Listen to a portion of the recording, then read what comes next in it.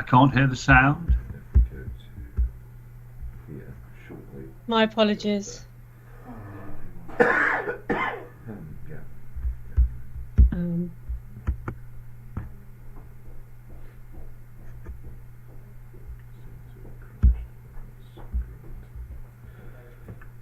Sorry, bear with me. No, it's okay, don't worry about it. Anna, we're all watching. It was a bit I was concerned about. I even practiced it yesterday. Yeah, these things are like that, don't worry. Don't worry. Chairman, I'm just wondering if it's because she's got earphones in that are actually getting the sound to her, Anna, rather than the machine. Oh, okay. You could just bear with me. Aid, could we go straight to you, please? If I could just introduce while I just sort out the film. If we could, I can introduce Aid Cooper. He's the Poet Laureate for Worcestershire. He's written a poem for us about today, especially.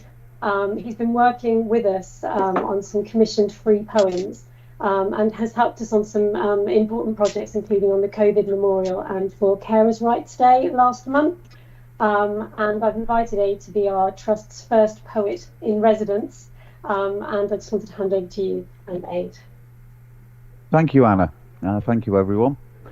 Yes, I'm very pleased to be able to contribute this poem around the work of the patient experience volunteers in the emergency department.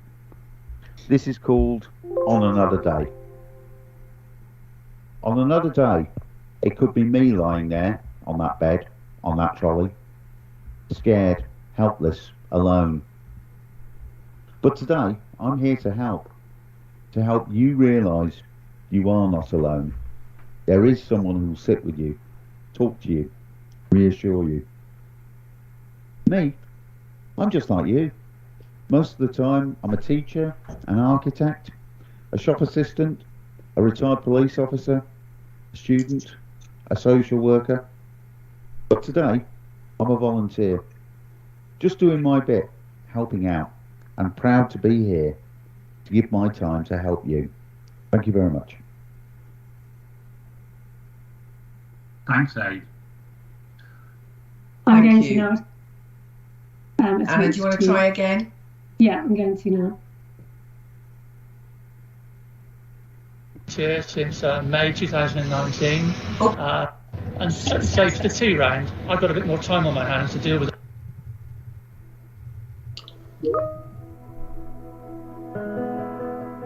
I've been working as a volunteer since May 2019, and so for the 2 round, I've got a bit more time on my hands to deal with the patients. I've been volunteering at Worcester since February. So basically I go to wherever I'm needed most. So I start my shift by going to the pharmacy, and if they need me there to transport, drugs to the discharge lounge, then I'll do that for them. But if they're quite dull, which is sometimes, then I'll head to A&E and I'll work there. So I go in and basically I take the bag back and forth between the pharmacy and the discharge lounge with different medications so that people can be discharged quicker.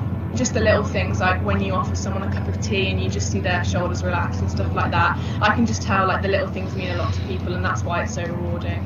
It's been fantastic having that bit extra support. When we're not immediately on site, we're quite remote, and sometimes that can lead to an awful lot of footwork. And on days we've had volunteers, they've taken a huge burden of that off us. Brings down that time that the patients are waiting for medicines. Patients haven't got to wait until myself or one of the colleagues in pharmacy are free to do the pickup. We know they can run and grab it. In the morning we get peaks late in the day. The more options we have to use volunteers, the better for us, honestly, and the better for the patients. I've been volunteering since the turn of 2016, 2017. I started with my wife, Christine, who was formerly an employee here, and we tend to volunteer together. I think the first change actually was when we became adopted by the NHS Trust. Prior to that, we were RBS. It's much more integrated into the NHS than it used to be. I think the key is we feel we're part of the trust. It's done simple things like the uniform, not having to wear them aprons. it took time, but I think that the trust has listened to what we've asked for, and it all helps you feel like you're part of the group. Brilliant. Thank you.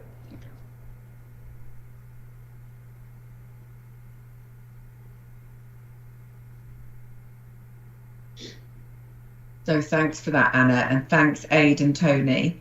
Claire and Donna, do you want to just give some of your reflections of the use of the volunteers and what impact they've had? Yeah, absolutely. And thank you to Aid, because Aid's words are absolutely the essence of how we should all be thinking. And actually, I'm a real champion for the volunteers, because what they do is so invaluable to us in the emergency department. We all know how crowded we are, and there's long waits, and we all hear about all of those stories. And what means a lot to our patients are sort of compassion and kindness, and often like the really small things that, sadly, and what is uncomfortable sometimes for nurses is we're not able to do because we're prioritising sort of emergency treatments. And what we've noticed with the volunteers is that sort of gentle touch, that answering a call bell really, really quickly when actually somebody might have just dropped their tissue or wants them to pass their glasses, or can you pass me my juice out of my bag? It is really important and makes all the difference. Just a little chatting about their dog, things that the volunteers have in common with the patients that just break up that weight and makes it more human, which, I know that all of my nursing teams across all sites really struggle that they can't do that as much as they want to do that. Giving a quick call that the neighbours fed the cat and things like that, a cup of tea. And our patients are really compassionate as well, and our patients watch us. We're like a goldfish bowl, and they often feel guilty for asking the nursing teams because they can see the nurse whizzing about and they don't want to bother you. But that's where the volunteers come in, is actually because that's okay, and they feel more comfortable sometimes. I say bother, but do you know what I mean? And they will ask the volunteers for those really small things that make a difference. And they might be small things to us, and they might feel small things when we do them, and they're very quick, but they're huge to that patient and how that contributes towards the experience. They've also supported us, and they support the nursing team as well, to be honest, that kind of calm, friendly face, and have supported sometimes relatives of real poorly patients or relatives of patients who've died. And Donna's just got a small story about where volunteers have supported bereaved relatives. So this is verbal feedback that we had from relatives. We had a patient that had been here a while and they passed away in the department, and it was exceptionally busy, as EDs are at the moment. But the volunteer that was on that day went and sat with the relatives and got them a drink. The little things, having a chat, reliving their relatives' past life, just the little bits, and drawing them in conversation. And the relatives said they felt so supported during that process, that somebody was listening to them and made it more of a positive experience and not the negative experience of where the nurses is running in and out. Because it's also for the nursing staff, it meant that they felt they were doing more for those relatives as well, because they were busy, they weren't able to do all the little touches that the volunteer that day was able to do. So it supported both the nursing staff and the biggest picture there was for the relatives. So they're just such a valuable team that we have in the ED that we use them constantly, and they're so happy when they come as well. So that buoys up the nursing team as well. So it's really nice. Thank you. Oh, thank you, Donna and Claire. That was really, really lovely, and a real lovely contribution as well to our volunteers and what the contribution they make for our patient care and experience. So we'll open this up to questions now. Does Alison want to say anything, by the way? Thank you, Donna and Claire. That is really, really lovely feedback that you've just given. We are looking to increase the number of volunteers in ED department. At the moment, We've got one going in, or one or two a day, from about between 9 and 12. I've been in touch with Worcester Sixth Form College and actually spoken to them this morning, and we've got 6 Sixth Form students who want to come in and do 2 shifts a week as from February. So I will go through the recruitment process with them. But the younger generation have been really, really passionate about engaging with us. We do keep in touch with our existing volunteers who, unfortunately, due to non-compliance of the COVID-19 risk assessment, are not able to come in at the moment. We don't want them to feel that we don't want them back or we've neglected them. So we do have regular email conversations and telephone conversations with them. But it's when I started in post nearly 2 years ago, I don't think we had any students in at all. So we are making tremendous headway, and it's really, really good to liaise with the colleges, and I'm going to extend on that. Thanks, Alison. Richard. Yeah, so Alison, thank you. You've already answered part of my question. So first of all, I think this is fantastic. I can really see why it's important, why it's contributing to patients as well as to our own staff, and it's really wonderful. I was wondering, of course, these are volunteers, but do we have a way of rewarding the volunteers? What are we doing to do that? We're asking our volunteers, we're just about to start to send a questionnaire out to them with 4 very short questions on as to how they feel about volunteering. So we're going to correlate all of that information. I think the fact that I wish that some more of them could have actually joined us today, because I do feel quite emotional about the way forward that we've made with our volunteers. We keep in touch with them regularly. Prior to COVID, we had afternoon teas and that sort of thing. But I think just keeping in touch with them, letting them know the feedback from the patients and the staff is very rewarding for them. And sorry if I might add, we've been working with the charity and also with the restaurants at both sites, and we've been able to offer a hot drink and drinks. Yes. And car parking. We've upped our sort of training offer. So there's quite a lot of that kind of back support, which was responsive to what our volunteers told us previously. Now with the developing business case, we're looking at, can we also offer a meal per day and some other things as well to recognise some of our volunteers and the amount of time and effort they're putting in. Could I just say, for speaking for some of the younger people who I've teamed up with, I think the biggest reward they get is the experience on their CV. Most of them want to get into this world, and they find that this is a fantastic way of getting experience and all the way to do that. Yeah, absolutely. So, Anna and Alison, what more do you think we could do? How more can we help? And then Matthew can tell you whether you can have it or not. You'd better answer that one, Anna. Okay. I think we can. When I came to Trust Board just before the pandemic and shared about the volunteer strategy and the challenge was actually you can be more ambitious. Yes, we can. I think we've had opportunities through COVID to actually work in some new ways, to test out and to start to build a solid structure. I think we're starting to be able to see and feel what good looks like, but we can do more.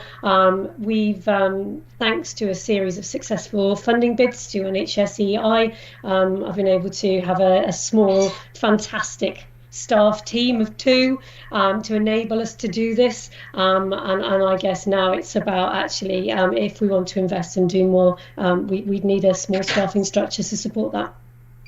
Okay, I mean, we have, I think, is it 500 volunteers? 406. 462. Or I was getting carried away. Well, make it 500 then. We will get to 500. We will get to 500. Excellent. I've got Matthew and then Christine. Yeah, thanks, Chair. Thanks to Anna, Alison, Aid and Tony and the team for everything you're doing, which I know is really appreciated by our patients and our staff. I know that Anna, through Paula, are developing that future structure, so we'll see that through the planning round for 22-23 hopefully, and obviously, you know, as part of the 3-year plan is really how we continue to engage our public and our patients into the future, so that will be an important facet of the next stage of development for the organisation. My specific question was for Tony. So Tony, you sat in the new reception at Worcester, is that where you are? Yeah. How's it looking? When are we going to be able to take the boarding down? Yeah, it's warm, which is beautiful. I'm just curious to understand what's going to happen here. It's a fantastic space. It's right here in the front. People walk in here thinking that this is where the face of authority is. So I think the sooner you can get this sorted out, the better. It will be great help for everybody. Thanks, Christine. Thanks, Tony. Hi, it was so lovely to hear about the work of the volunteers. So thank you for the presentations.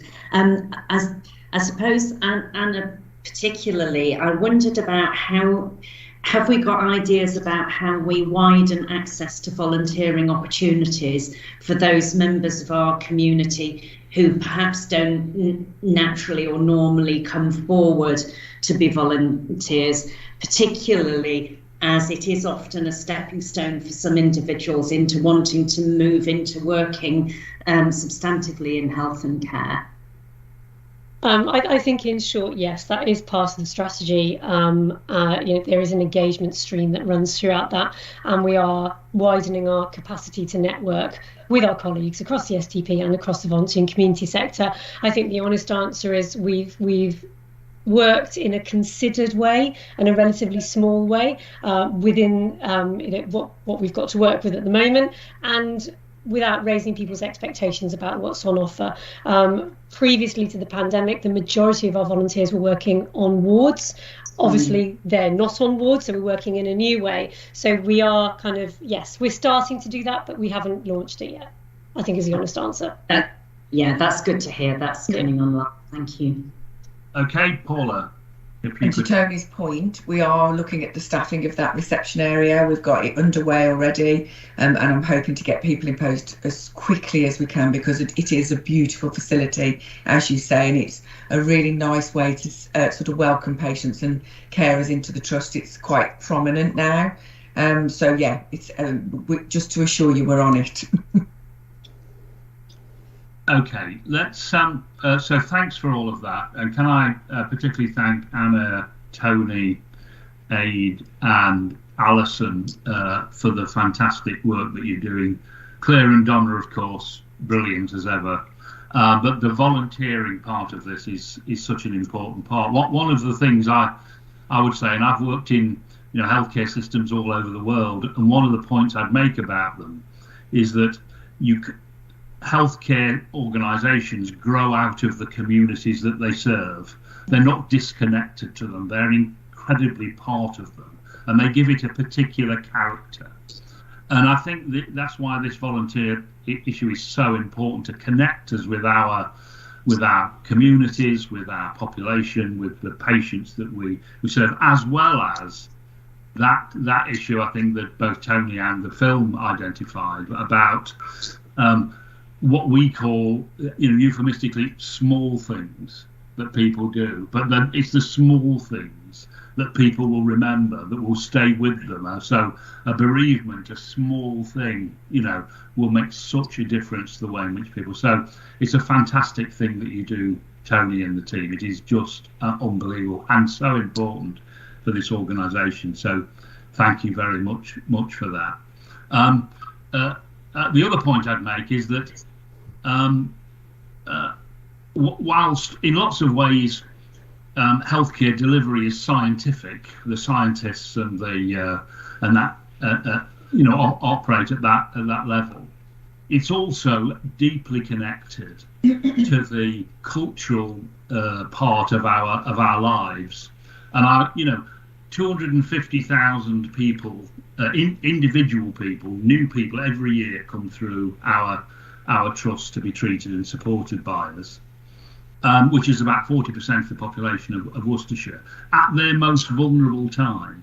So cultural connections with all of that is really important, both to inspire people to do poetry and all the rest of it, but also to support and help people when they're in those circumstances. So I really welcome, I'm sure the board welcomes the involvement and aid, and thank you very much for the poem today. It was beautiful, and I really do like the idea of us having our own poet in residence. It seems to me a fantastic thing for an organisation to do, and to see how we can expand that cultural connection with our local communities is really important.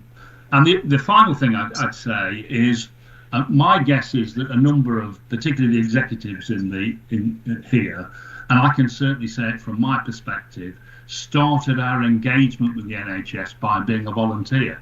I started off as a volunteer as a 18-year-old in an occupational therapy department in a psychiatric hospital in Nottingham, and out of that, I didn't do bad, in the circumstances. So I would encourage younger people to engage at that level. It is an opening, and gave me a kind of inspiration and opening to carry on in the services. So thanks for all of that. And can I just finally thank Anna for organising this.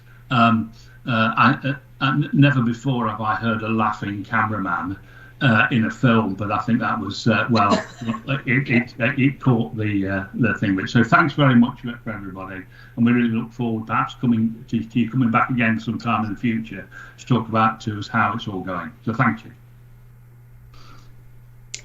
Okay, let's then move on now to the rest of the meeting. Have we got any items of any other business? No? Okay. Declarations of interest on the website.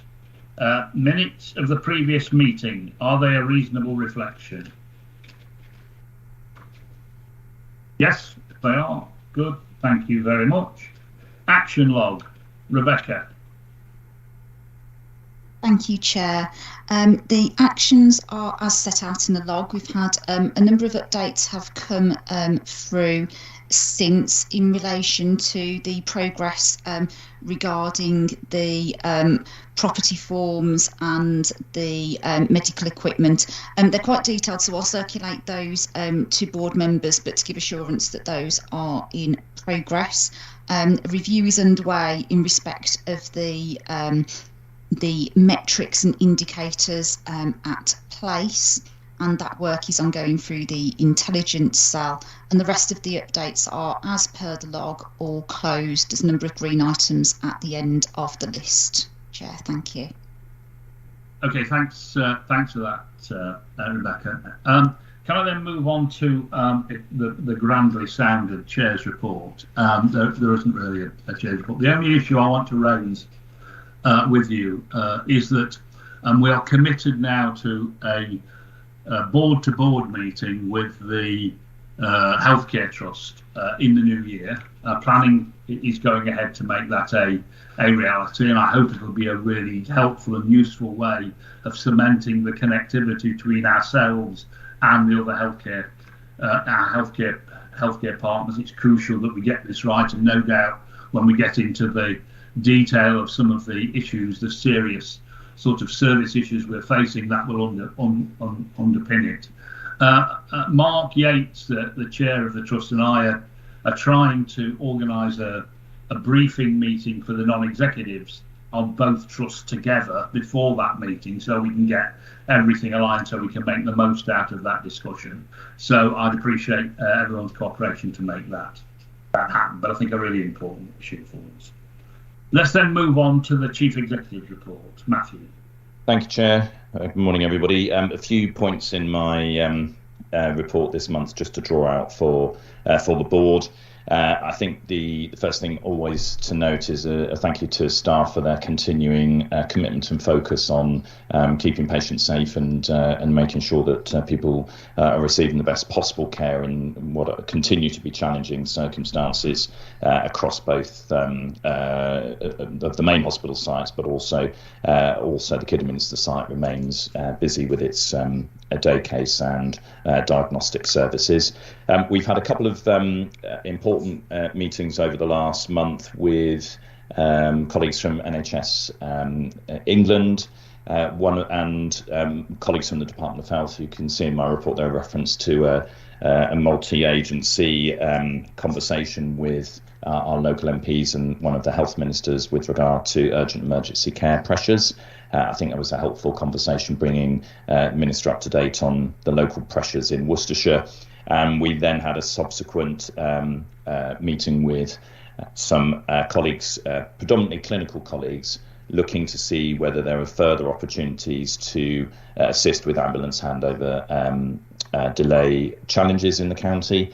And we're continuing to work with them on whether there is an opportunity to create a ward or a unit for those patients that require admission that have been through the emergency department, and therefore to try and create additional capacity, which our clinical teams believe would help assist with being able to decant patients off ambulances more rapidly. And work is in progress to identify and facilitate that from a space and a staffing perspective with our colleagues in the Health and Care Trust as well, supporting that from a staffing perspective. Happy to report more on that at next month's board chair as that progresses. We've also continued our proactive engagement with our colleagues from the Care Quality Commission through Paula's good offices, and we've had a constructive 2-day session with our lead investigators, inspection manager Phil Terry and others, who came on site for a day to meet some of our staff, to walk through the patient pathway, and also to talk to our patients and staff about their experience. And that was I think a positive experience for all involved. And also just to refer to the ICS update in my paper, Integrated Care System Developments. We have, I think, since the last report to this board, agreed the membership of the, or if you like, the constitution of the Integrated Care Board, the appointment of Simon Trickett as Chief Executive Designate of the ICS, and interviews for the chair role took place earlier this month, with an outcome awaited. There will be a recruitment to 3 independent non-executive director posts, which are intended to be part of the core integrated care system, as well as a chief people officer, a chief nursing officer, and a chief medical officer, and those processes will commence shortly. Finally, just at place level, the Worcestershire Executive Committee and the Worcestershire Health and Wellbeing Board held an engagement event earlier this week, actually, to work out how the individual parts of place developments will work, and more on that, I think, at next month's meeting, Chair. So I'll pause there and take any questions from colleagues. Thanks, Matthew. Any questions?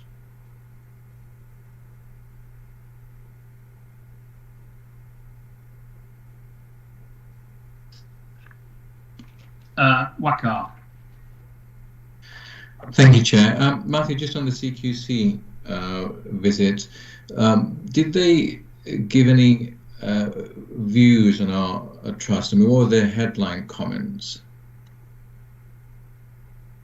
Yeah, so perhaps bring Paula in there, because Paula organised the session. So Paula, over to you. So yes, Wakar, they did. They were very impressed with what they'd seen. Bearing in mind they had visited previously, especially to the emergency department here at Worcester, and they actually said that it's the best they've ever seen it. They went to critical care and found that there was outstanding care going on there. With regards to their next process, so from the early part of next year, they are looking at their different sort of transition, what they call a TMA, which is a transitional monitoring approach. So we'll be doing the well-led first, and that will come sort of January, February time.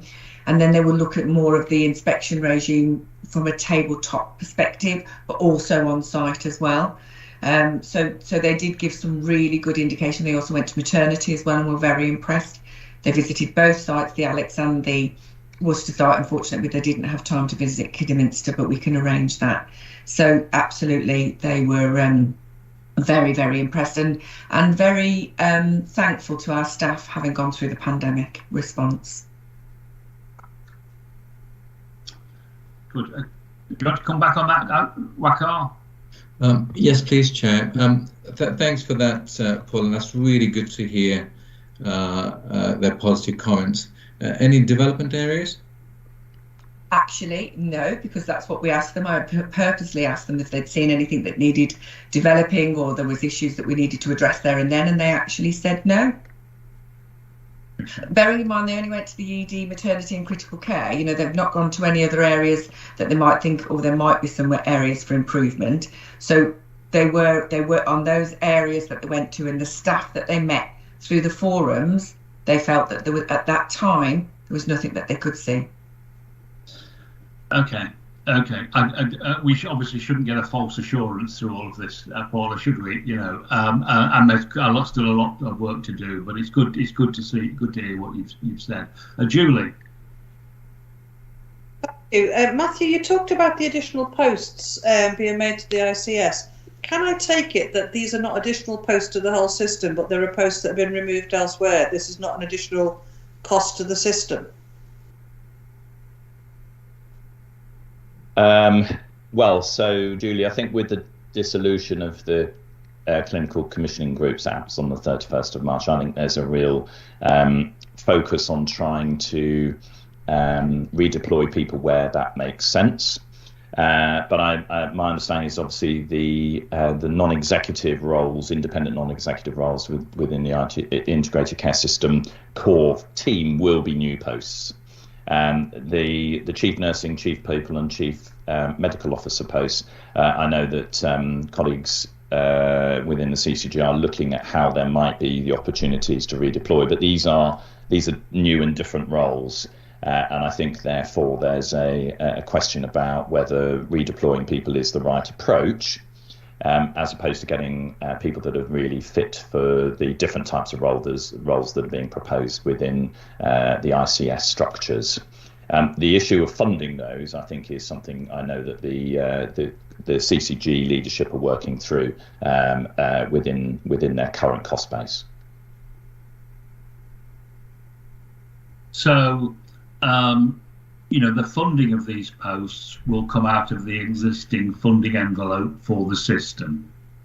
What we need to make sure is that the first call of that funding is current management costs on the CCG and not diverting money that could go for services. That's going to be the critical part to enable to make sure that happens. But it's very important we get the right people with the right responsibilities in these posts to take the system forward. Richard. Well, thanks, David. I fully agree with what you said, of course. But the other question I had, Matthew, is it's interesting that there's a chief people officer, a medical officer, nursing officer, but no equivalence for the operating side of things and the financial side of things. And since flow is one of those major things that really run across the system, it would have made sense to also look at that. Yeah, sorry, Richard. I forgot to mention there is a chief finance officer for the ICS. I think the operational delivery is intended to be at place level. So the deployment of some existing resource has already happened, with one of the strategy team within the CCG being assigned to Worcestershire place level to support the development of how we get the delivery right through the Worcestershire Executive Committee. Whether we then need to identify a lead finance officer is perhaps something that we might explore with the Health and Care Trust during our conversation we're having with them in January. But yes, I forgot to mention there is a finance lead for the ICS, which again will be something the CCG are working through. The specific question of the people officer, I think, is an interesting one, because the two key issues for the ICS, other than improving the quality and wealth and health and well-being of the population, is how we make best use of the money and make sure that it's directed in the right way. And secondly, how we address the common challenge across the whole of the ICS, which is workforce, whether you look at social care, whether you look at the domiciliary care market, whether you look at healthcare assistance, as we know we have a challenge there, and so do the Health and Care Trust. Health and Care Trust has 11% vacancy rate at nursing posts. We have certain specialties that are short of consultants. So the whole workforce challenge is going to be a critical one. And that's why I think it's really important that the people officer is the right kind of individual to support that kind of long-term development of the right kind of workforce strategy for the counties. Okay, any other questions? Okay, thanks very much for that. Matthew, let's move on then to the communications and engagement update. Thank you, Chair. My quarterly update to board, which I will take as read. A couple of additional comments to make. It's been another extremely busy 3 months for the comms team, with high levels of media inquiries, particularly focusing on urgent and emergency care and other issues of interest and concern. What I've tried to do in this paper, Chair, by way of bringing something slightly different, is to highlight some of the partnership working between our charity team and our communications team, partly because the charity team also sits under me, but I think most importantly, and if I can borrow a phrase that you used earlier in this meeting, if we grow out to the communities we serve, then the charity is another good way of reaching into those communities and engaging with them. So we are looking at ways of raising the profile of the charity, and in doing so helping to take messages around the trust and what it's doing out into the community, to local businesses, to community groups, and trying to raise the profile of the charity so that in return we can generate more donations, and colleagues will notice that behind me I've changed my team's backdrop from flying the corporate colours to highlighting the wonders of Worcestershire Appeal, which is running at the moment, to try and raise money for additional charitable funds to support developments that are over and above the core NHS offer. So I guess some of the other themes of this report is, from a comms and a charity point of view, a continuing focus on staff wellbeing, trying to promote the importance of vaccine uptakes and other measures that will protect us against COVID for both staff and for patients and the public. And then as we look ahead to 2022, which I'm sure will be another year of opportunity, the work that we'll be doing to support the rollout of our single improvement methodology, some of the big capital development projects that we've got, like the urgent and emergency care, some of those in partnership with place and system partners, such as the Innovation Hub at Kidderminster, and then building an efficient and effective comms and engagement model at place and system level. Happy to take any questions, Chair. Thanks, Richard. And it's good to have a bit of time to talk about it. Sometimes it gets towards the end of the agenda, sometimes you get good, so it's nice to have that opportunity. So any questions, comments? Okay, there's a couple of things for me, Richard. One is about more external and relationships, stakeholders. The other one's more internal. So, we've got some quite complex things we're trying to deliver over the next year or so, whether that be moving services around from one site to another, reconfiguring. So, there's a lot of stuff going on. And I just wondered whether you want to say anything about our relationships, particularly with the members of Parliament and the local authorities, that would kind of indicate that we're going to make that as helpful and successful as possible. Yeah, I mean, I think it is an area where more focus is needed, Chair, because of the amount of major projects that we've got underway, and as you say, the changes that we're making to build on what's already been done through FOASH and the ASR. So we're trying to put in place a regular briefing for MPs, and as you know, we did one recently for the Trust, but also at a place and system level to make sure that we can ensure that they are clearly cited on what's happening, on any changes that are coming in advance rather than reactively, so that we can provide that assurance. That would also apply to other stakeholders, including Health Watch, and through the development of the Worcestershire Place comms and engagement cells particularly. I think that will give us a much easier channel into the district councils and to the county council, because it is trying not to create a whole load of new comms and engagement forums and channels, but rather to use established ones that people will look to for information. So I think there has been a challenge for me and my team over the past couple of months, in that we are trying to balance shaping and sharing a narrative about all of those really important and positive things, at the same time as we are still having to maintain a communications response internally and externally to the COVID pandemic, which is still a significant part of our weekly work. Yeah. So I think there is more that we can do. I think there's more that we can do as the Trust Comms team. I'm lucky to have the support of my executive colleagues in all of that, in terms of making information available. So it's all there. It is at its basic no more than finding the headspace to do that map of what's happening and who we need to make sure is communicated with and when, and then delivering that. Okay, thanks, Richard. Matthew.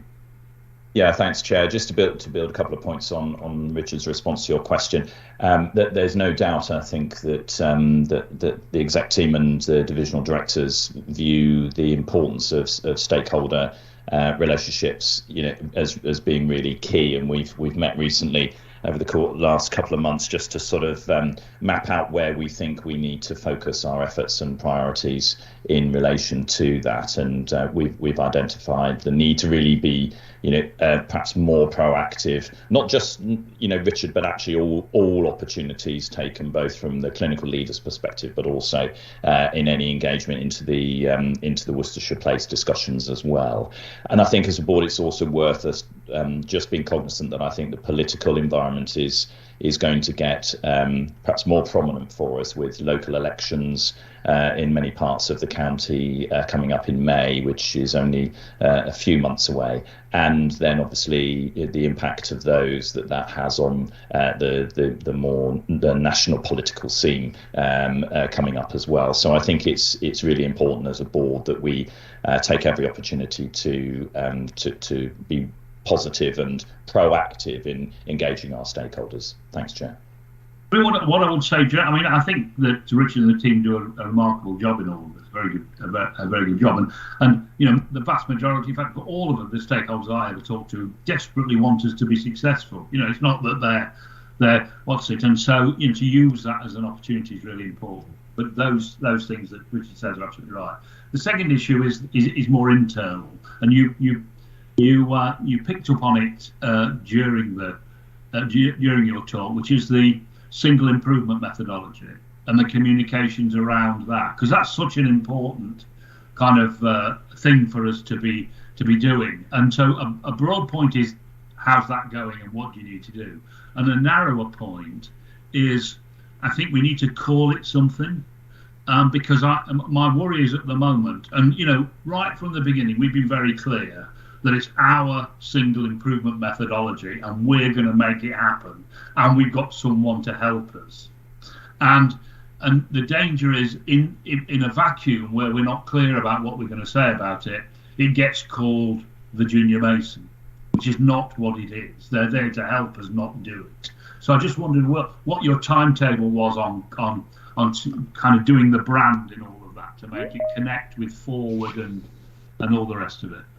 Okay, thank you, Chair. So we are meeting weekly. I'm leading on the comms on this. So I'm meeting weekly with Jazz Cartwright, our Director of Continuous Improvement, and also Melissa from BMI to start working up a comms and engagement plan that will help to raise awareness of, enthusiasm for and engagement in the rollout of what you rightly say is our single improvement methodology. We're trying to learn from other trusts who've been through the process in terms of what works and also what hasn't worked.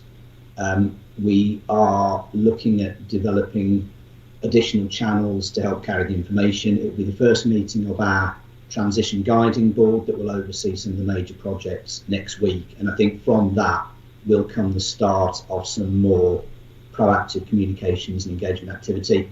I'm also linked in very closely to Tina because there's a separate work stream around Forward and culture and OD that is also feeding into the single improvement methodology work. So we're also meeting weekly at the moment.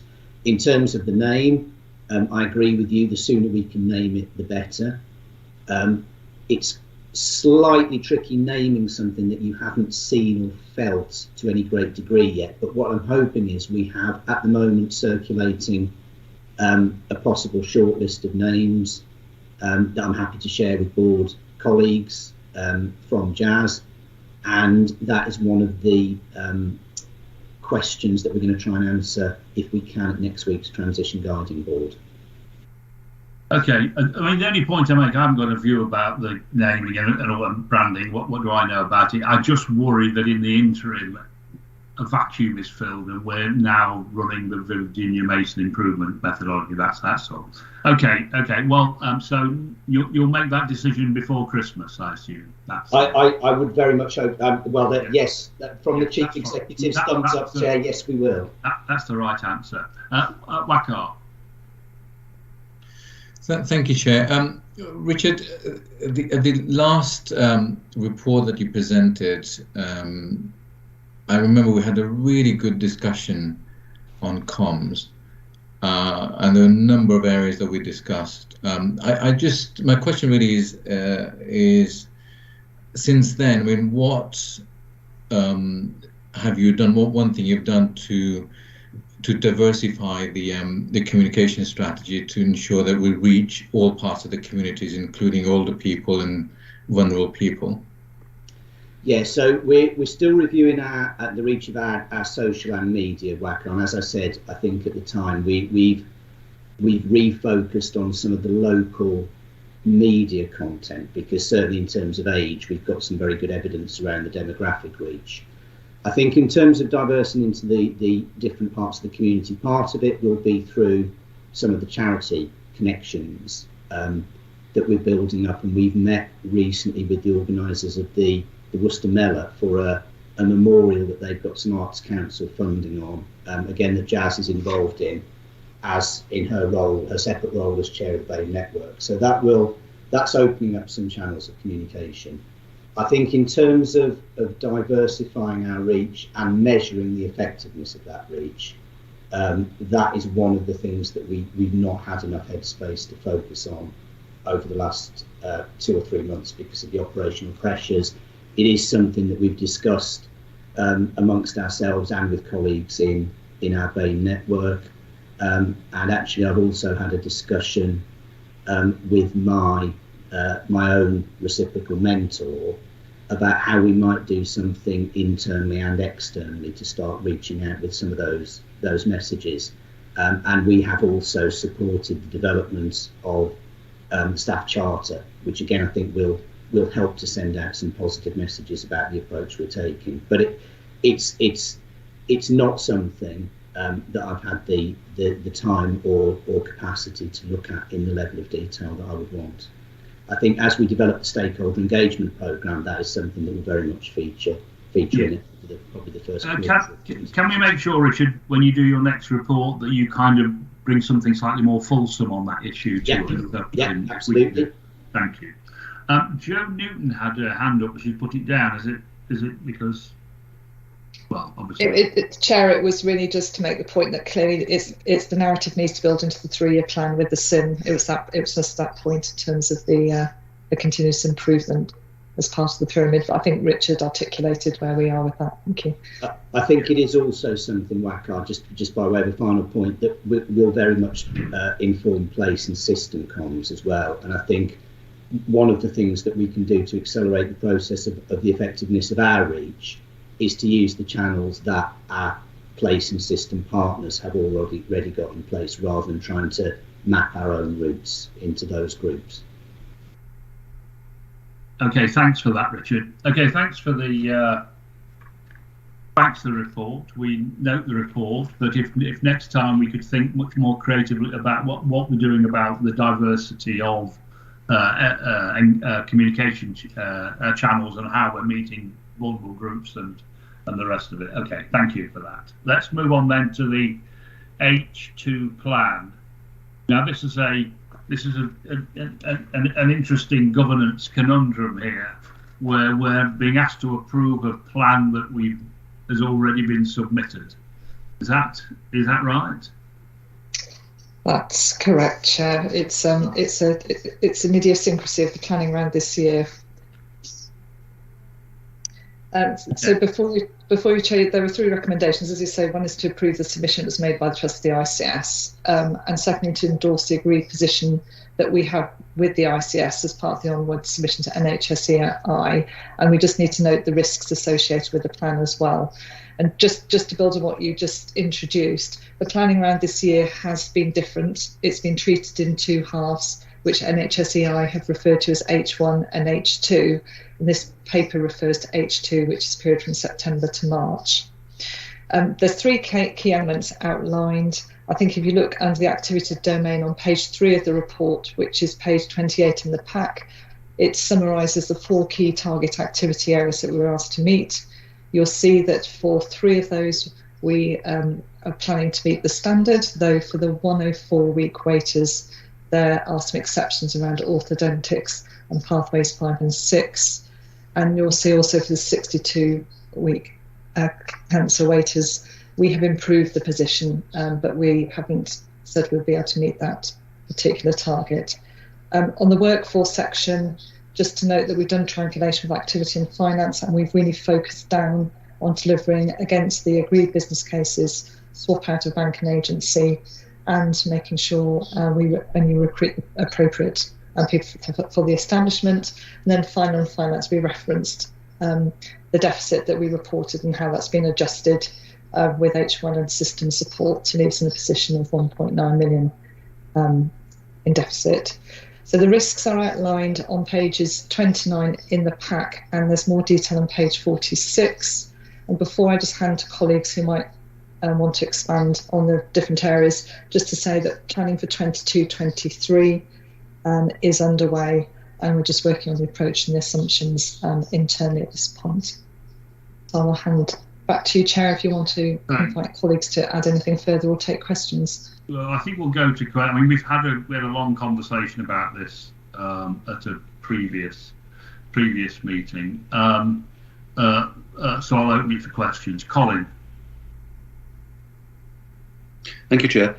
In the conclusion, Jo, we refer to the need for tight management of risks and mitigations. And my question is the mechanics of how the board continues to have oversight of that. I assume it will go into the committees and be subsumed into the routine agendas there, but it would be helpful to know what your ideas are so that we can keep a profile and be aware if any of these risks begin to prejudice our chances of success.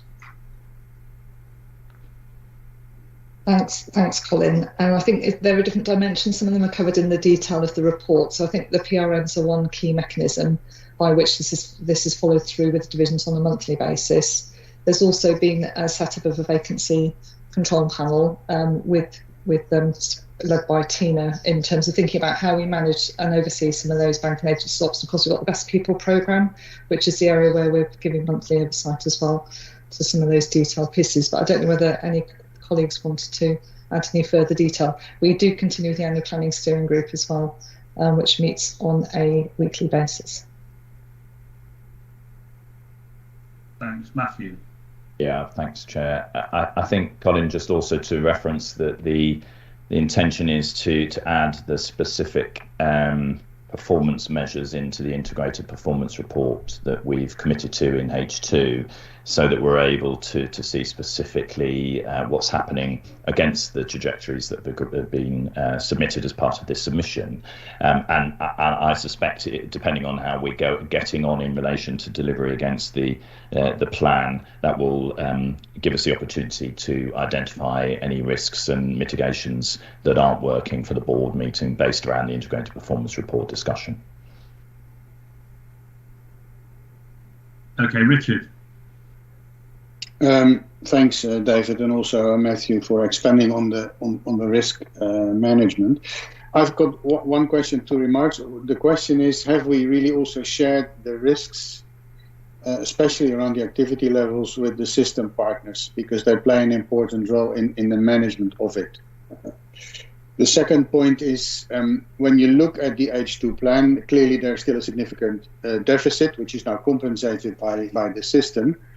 But in finance and performance, we stress the importance of focusing on the run rate, and so that we see a reduction in the deficit run rate by month. So something to be really followed through, I guess. And the final point is, we have highlighted the risks. You have explained to some extent how we manage those risks. The problem is we don't have anything to compensate for it in case some of those risks manifest themselves and have a negative effect on our performance or financial results. And so I think the other thing is, what can we do outside the current plan to build some form of contingency? Thanks, Richard. Robert.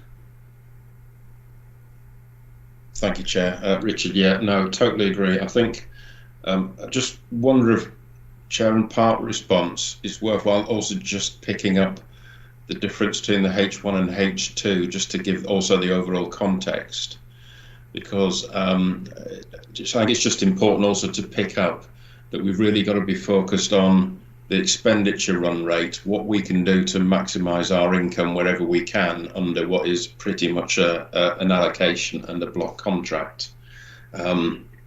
But also make sure we're managing the patient quality and risks. I think those are obviously absolutely key. But between H1 and H2, it's probably important just to recognise that the national position also changed in terms of our income allocations by around about £9 million. So we had a challenge placed on us as a trust for financial improvement of another 4.1 million. We had a national challenge of 1.8, and the rules changed around the elective recovery fund of £3 million. So effectively, between H1 and H2, we've got an income impact of about £9 million. And we've also got the fact that we've clearly are continuing to invest in some of the future. So there's the digital care record of about just over £1 million. And we've got ongoing challenges, which is Richard's main point as well, about an underlying with obviously the impact continuing of COVID wave 3 and now wave 4, of roughly a run rate of £1 million. What we've got to do is to be really focused on that run rate expenditure reduction, and that's what we are looking at, and we'll be reporting that through obviously finance and performance as well as the trust board. So picking up on Richard's points, that's key. It's what can we do that's still triangulating the right investment in the right areas of staffing to reduce costs as much as possible, but still maintain our patient safety, because I think that's absolutely critical in the current pressures of the organisation, as we all know. Contingency, Robert, any view about that? I would love to be able to say, Chairman, that we do have contingency. We've not actually had in the past that, I would say, that luxury of actually putting some aside. I think I totally agree with the fact, but it is about managing the risk we've got. And the other thing that we have tried to do as a trust is put together, a best reasoned and a worst case position. We're quite, I think, pushing the envelope on this reasoned case as to where we will come. So at this stage we don't build in contingency, regrettably. But there must be contingencies somewhere in the system, Robert, mustn't there? If you've laid these risks on the ICS at a regional level, they must have somewhere up their shirt somewhere some contingencies to enable them to be able to manage the overall position. I think that's probably evident. I would suggest, Chairman, with the fact that they're able to provide some non-recurrent reallocation. And I think as we further develop the finances and looking at balance sheets across the system, there should be opportunities there. And I am in regular, obviously, discussion as with fellow DOFs, finance directors, chief finance officers, with Mark Dutton as the system finance lead to see what else we can do. So yes, but. Colin, are these any of these conversations taking place at the ICS Finance Subcommittee? Not explicitly, Chairman. No. From my experience, the focus has been on the planks of improving productivity, controlling the workforce, and so on. So it's been very much around focus on the run rate and getting that right, rather than any sort of to use your expression, funds up the shirt. Yeah, I was being technical. It's just that it's always helpful to know, and that we do need a bit of openness across the system as to where this resource is, because it's inexcusable, isn't it? If we're saying there's a series of risks here, but because of the way that the money's allocated and the way it works, we simply don't have the ability to cover it, then somebody somewhere must be thinking of how to cover it. That's all. And it just would be better if that was open. Okay, Paul. Thanks, Chair. Chair, just to respond to Richard's comments, but related to activity. So the whole point of the reconfiguration and focus of the ring-fenced theatre and elective bed facility at the Alex is to mitigate against the risks of high levels of urgent care activity and flow impacting on the activity plan for this year and particularly into H2. And I can confirm after the first 8 months, April to November, we are ahead of plan on all of the indicators. And in terms of your question about sharing some of the risks around activity with system colleagues, the key risk that we have in relation to system colleagues, which we are discussing with them on a fortnightly basis, relates to cancer, where we've seen a significant increase in 2-week wait referrals. But interestingly, we've seen no increase in the absolute number of confirmed, which means the conversion rate is dropping. So that is a major worry and will impact on the cancer performance. And so that is being shared, and we have a session coincidentally this Monday with GP colleagues to see how that can be managed. Because if the conversion rate remained the same, then we wouldn't be so concerned. But to see a drop in the conversion rate with an increase in referrals is of concern. And in terms of the overall contingency, in terms of the waiting list, we built our profile on the basis of activity, but we know from work that Nikki O'Brien and her team have done, there are a range of data quality issues, and using the artificial intelligence and chat box program, we have that as a contingency, not built into the figures, to enable us to manage the overall size of the incomplete wait list. So those are the measures that we've put in place on that side. Obviously, the concern that we have at the moment around elective activity relates to the closure of the sterile service unit at the Alex because of the water damage there. having to try to maintain the right level of throughput of trays, etc. And then just in terms of relating to the how is this being managed, which I think is Colin's point, the key point is the monthly performance review meetings with the divisions. That's where the specific issues of both money, workforce, and activity are questioned, managed, and actions agreed. Okay, Richard.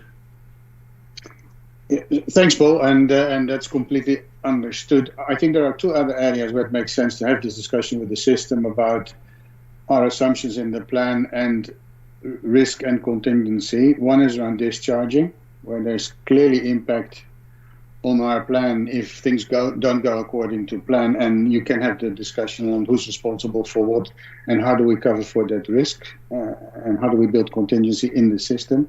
And I think the second one is on the demand side when we talk A&E, where it's about attendances and then the conversion of attendances, where there's also impact from how the other system partners perform against the assumptions that we've put in the plan. So just 2 points, I think, to explicitly discuss and to follow up on David's point about, well, where does the contingency in the system then sit?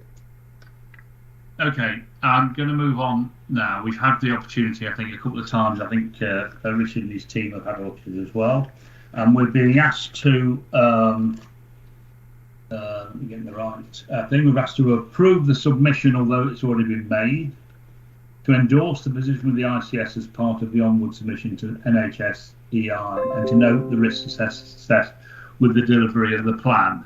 And I want to, so I'm assuming they're all fine. There are two things I want to add to it. One of them is the conversations with the system need to explicitly deal with, first of all, contingency. Second, the risk, particularly to flow, in relation to discharges, and thirdly, in relation to the demand side. And that's twofold. One is the people turning up at ED, but also this whole issue of conversion rates in cancer that Paul has done. So I would say they were the points that I would make about how to organise our conversation, or what the priority of the conversation with the system is. And the final bit that I'd say, although and this is obvious, and I apologise for doing it, but I know this organisation has slipped into this before. Identifying a risk is not the same as giving permission to do it. Our assumption is that you're going to deliver what's in here. And what you haven't put in here is the upside. Now, you may argue that the plan is the upside, but I think, what I would like to see as an upside here is dealing with those 41 P5 and 6 patients, dealing with the 22 on cancer 62 week, and getting to a balanced position financially. That really would be success. Delivering the plan would be good, but that would be success. So I would encourage you to push that extra bit harder to get those issues in place.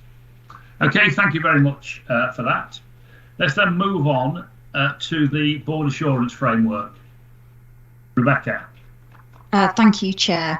The report sets out the board assurance framework in full. The entire document with all of the control measures for each of the identified risks is appended within the reading room. This has been through a series of committee reviews and is the first time that the full detail of the entire framework has been presented to board. The assurance framework comprises 17 risks in total.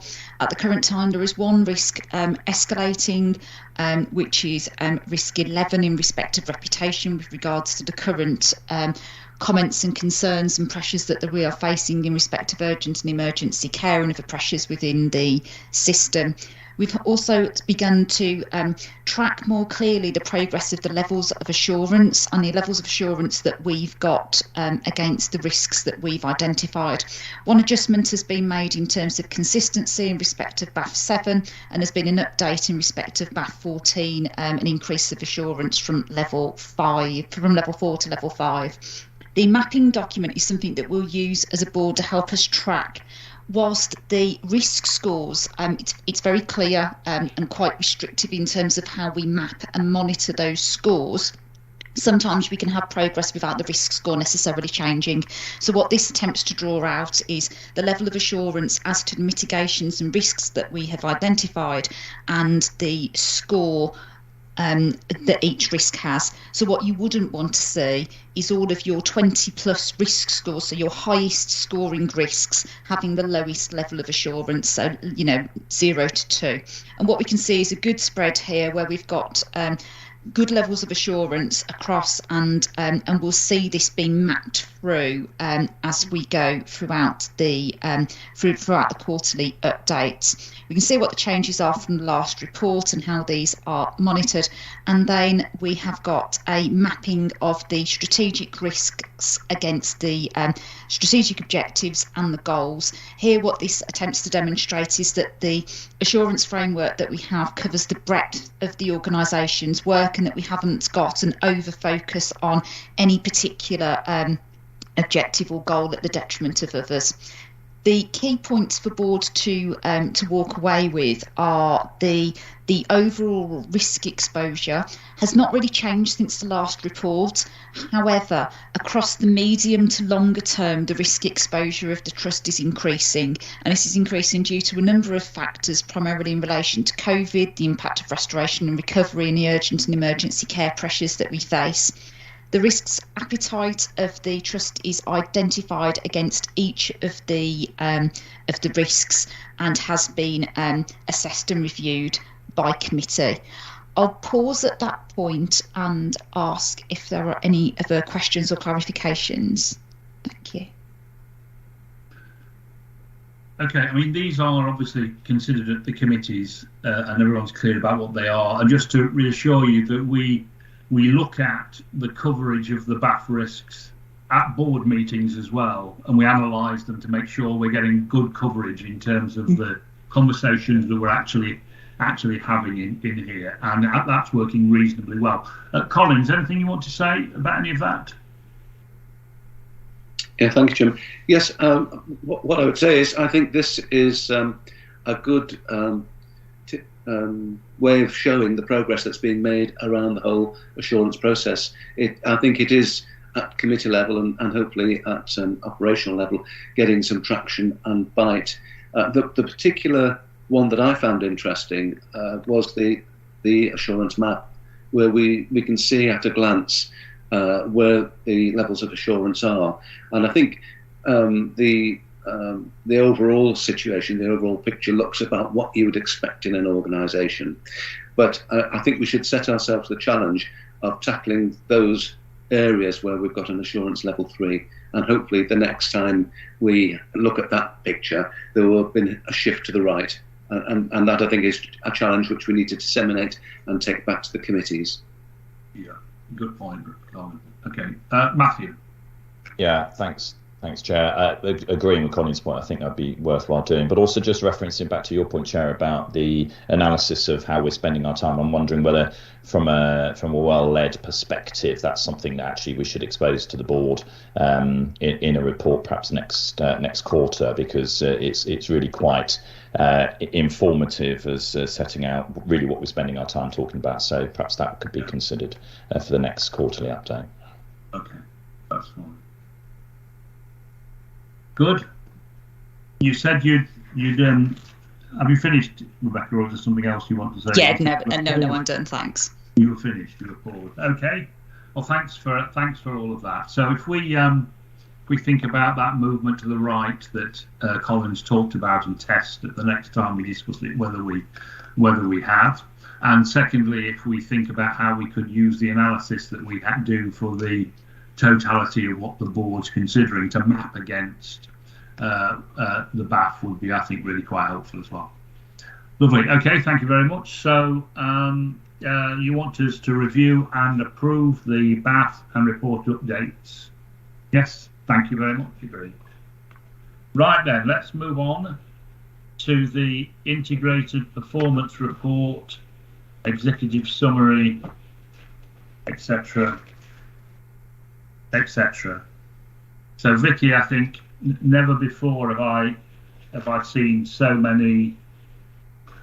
What are they described as? Single course variation, whatever those. Anyway, sorry, I'll shut up. Richard, Vicky. Thank you, Chair. Good morning, everyone. This is the integrated performance report for October month 7 for 2021-22. It has been approved at our Trust Management Executive on the 17th of November, and it's been through the various subcommittees of the board. It has an overall assurance level of 4 related to the paper, and that's a static assurance level at this moment in time.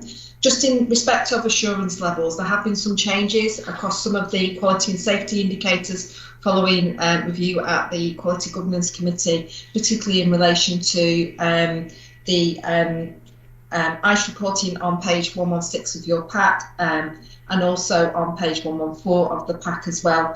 We are also working to strengthen the next levels of assurance within the narrative of the report, and I think certainly from the ones that have changed in the quality and safety section, you can see that there's been a real focus and a real attempt to put timelines on there. We will continue to do that across the rest of the body of the report if we can, Chair. Just in terms of the key issues that have been identified by the executive, the 3 key issues relate to emergency and urgent care and patient flow and capacity, which has been one of our top 1 issues for a number of months now, and also identifies that for the 8th consecutive month we've seen attendances of over 12,000 at our EDs. Restoration and recovery, and also, as we picked up earlier in the meeting, that increase in referrals from primary care, and that split between normal referrals and 2-week wait referrals. And then people and culture, particularly in respect of our workforce challenges, which has been a thread as we've continued to talk throughout this morning and throughout the subcommittees of the board as well. Chair, it's here for the board to note for assurance, and I'll pause there and hand back to you. Thanks. Okay, let's start off then with 3 issues that have been highlighted in the paper: emergency and urgent care, patient flow and capacity. And I just point out, I mean, first of all, can I say I recognise everyone is working their socks off here. You know, it is an extra. I mean, I have never known anything quite like it in the history that, you know, in the 40 years I've been engaged with the NHS, this kind of level of incessant demand and pressure on our people. So I do recognise that. However, you know, we're there to solve these problems, not just to describe them. And it just struck me that reading the first bit, it says the main indicators used to monitor front door performance are all showing special cause concern. And then total discharges and transfers, the other end, are showing special cause concern. You know, this is an unprecedented position. So what are the special things we're going to do to make it better? Or at least to help us manage the next 6-8 weeks, which are going to be pretty intense by any stretch of the imagination. Chair? Yeah. Well. Yeah. So, I mean, I think there are a number of issues. I think in terms of the high volume of attendances, the type 1 attendances, so those actually going to the 2 EDs rather than the minor injuries units, etc. I don't see any value over the next few months of trying to turn those numbers around. I don't think that's going to happen. We're not going to see a reduction of presentation at the front door. So it's managing that. The main area of increases is non-conveyed patients, but what we're seeing is a significant increase in acuity of those patients. And certainly talking to ED colleagues yesterday, one of the issues that we may be seeing now materialising is because of the pressure on the ambulance service. and handover delays, both that we're facing and across the region, then ambulances, particularly around Cat 3 calls, are taking a significant time to get to patients, and therefore they're self-presenting themselves.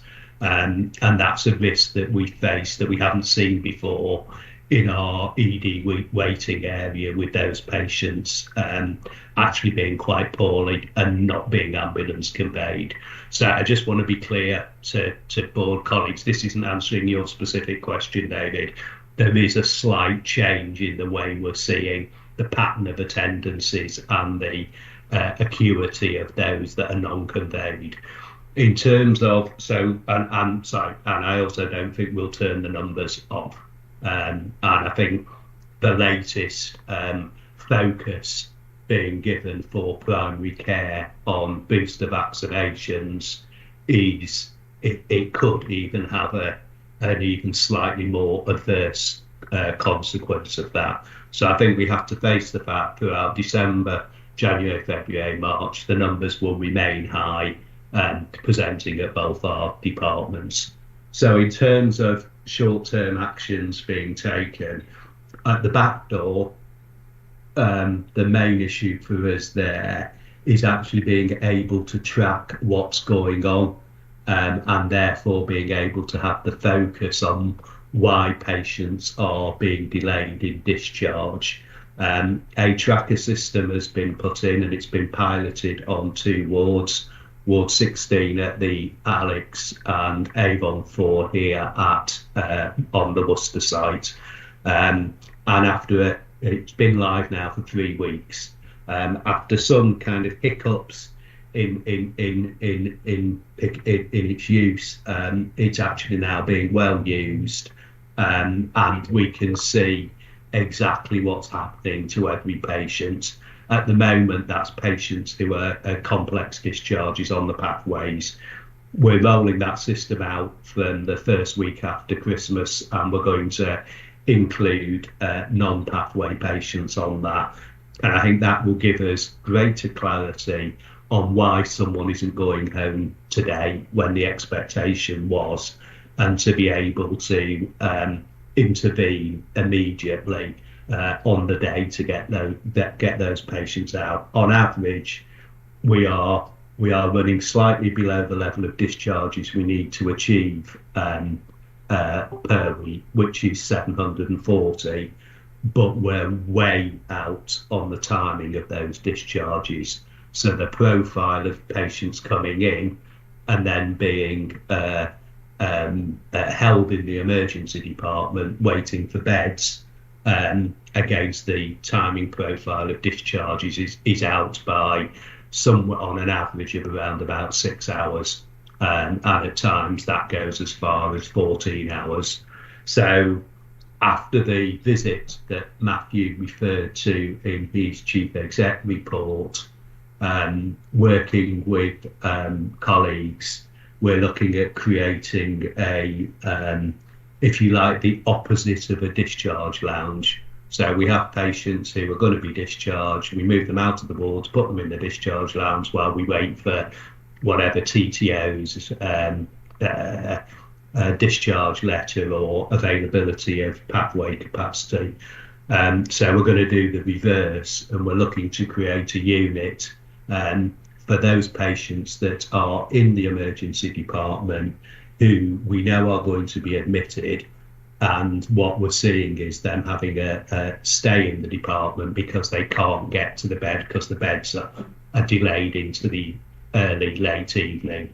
We would move those patients out into this, if you like, clinical admission unit, and then that will free up the capacity in the emergency department, which at any one time is running with an average of about 21, 22 patients waiting to be admitted to a bed. So that should improve the flow in the emergency department and improve the ambulance handover time and put patients in a more suitable environment rather than being in ED. We're working through that at the moment, and we'll be making some decisions over the next 24 hours with an aim of having this facility up and running in January. So that's on the kind of front door. The tracking system on the back door, and then we're working, trying to get the level of discharges through the pathways as well, hitting it pre-12 o'clock, as the majority of the pathway discharges, so home with reablement or to community hospitals or to nursing homes, virtually all of those discharges are taking place again mid-afternoon to early evening. So I've just had, before the board meeting this morning, a number of discussions with colleagues in the Health and Care Trust about how we can help to bring those forward, and some of them actually relate to our own internal processes around ensuring transports booked and TTOs are ready, and some relate to the speed at which, so for example, for patients going to community hospitals, they're waiting for reablement to take patients out of their beds to allow our patients to go into their beds, and speeding that up. So a greater focus in the day before of preparing for reablement discharge from community hospitals. I have to say that a slight rider of that remains the workforce risk, both in reablement and in domiciliary care, and that risk is particularly in domiciliary care is increasing. So those are the actions that we're taking at both the front and the back end. Okay, Colin. Thank you. Paul, you've described at board on a number of occasions the initiatives that have been taking place at the front door, if you like, to diagnose at the back door rather, to diagnose the hindrances and blockages to discharge and things that you've been doing to try and facilitate that. Is this new initiative of the tracker throwing up anything different that you haven't experienced previously? Yes. So from the two pilot wards, it's some examples of what it's throwing up is that the patients, what we're seeing is quite a tight time window where a patient is fit to go to the next stage of their care, and if they're not removed, so if they don't progress to that next stage, which could be home with reablement or community bed, those two particular ones, if that doesn't happen within quite a defined period, probably 12 to 14 hours, but 24 hours max, those patients are then deteriorating and becoming not medically fit for discharge. And that's a kind of new phenomenon that we've picked up, and it emphasises the importance that when you get to that point where a patient will benefit from being back in their home or reablement in a community bed, you've got to make that happen absolutely quickly, and then keep that support to that patient, because if you don't, you keep them in a hospital bed longer than necessary, they decompensate. But it's the speed at which we're seeing this decompensation that the tracker has picked up and surprised us.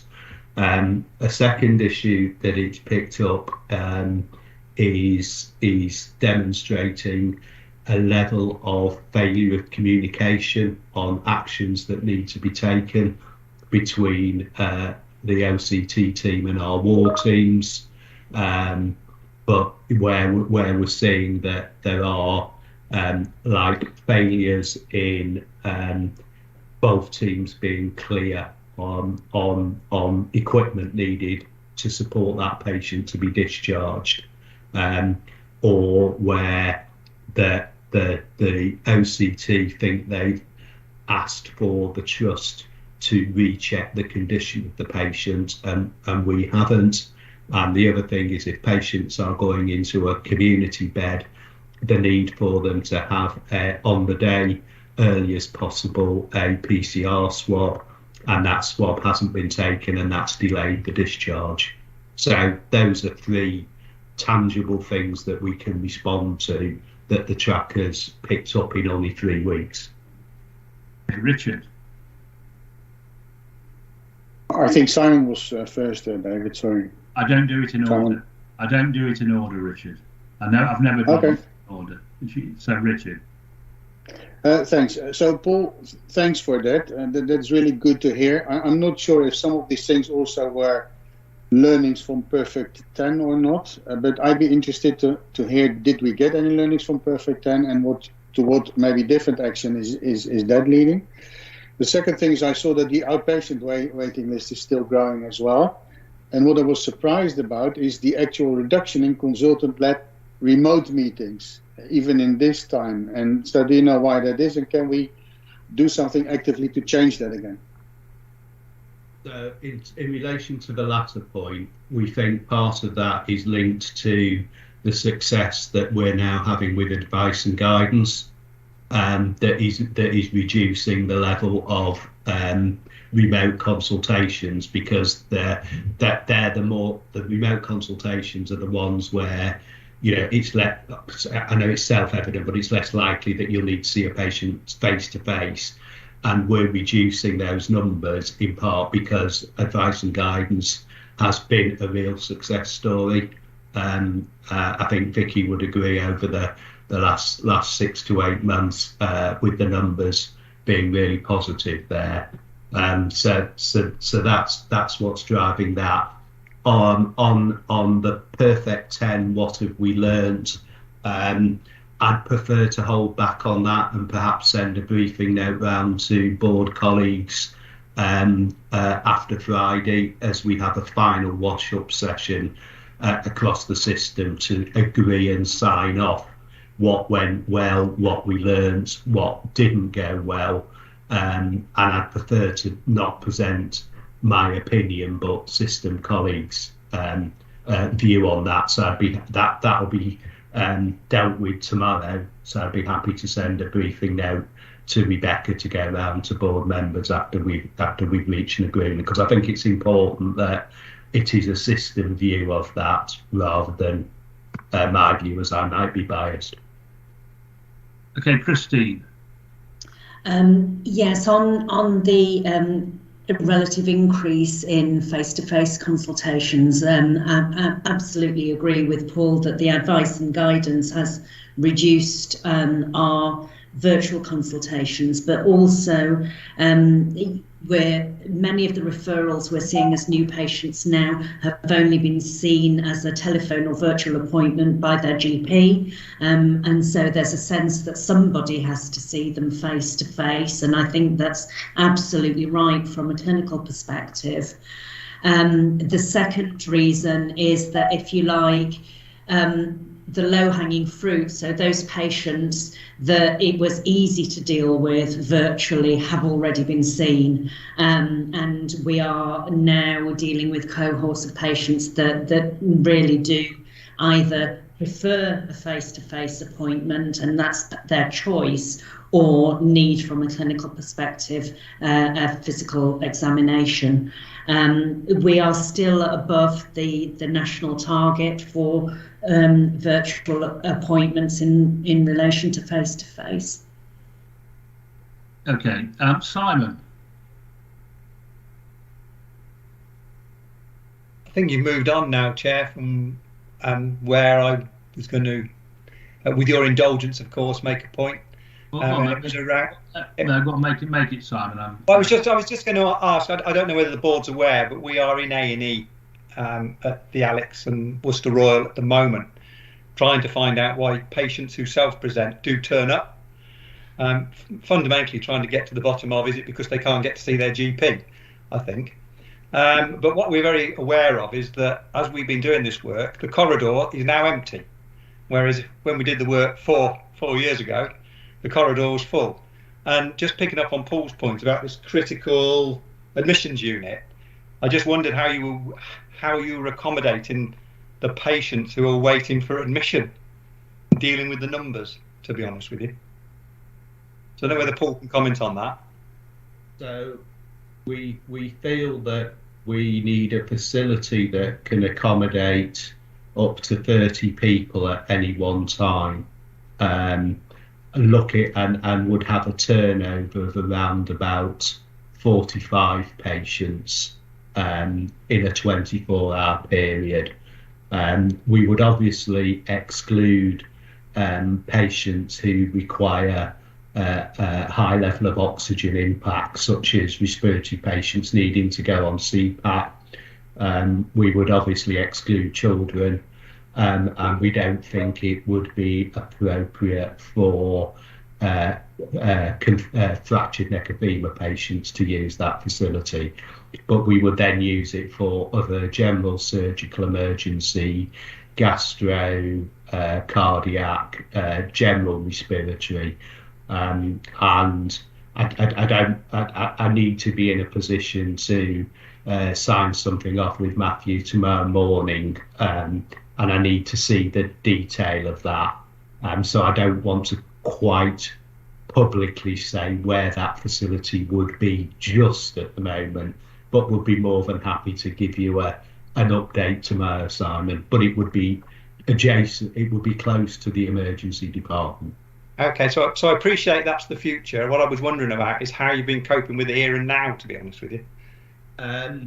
Well, we've had quite a strict position, Paula, Christine and myself, around the use of the corridor, and we have been very clear that our expectation is that I think it's often labelled the ITU corridor should not be used for holding patients, and I think it's been the focus on just trying to keep people moving to avoid using that corridor.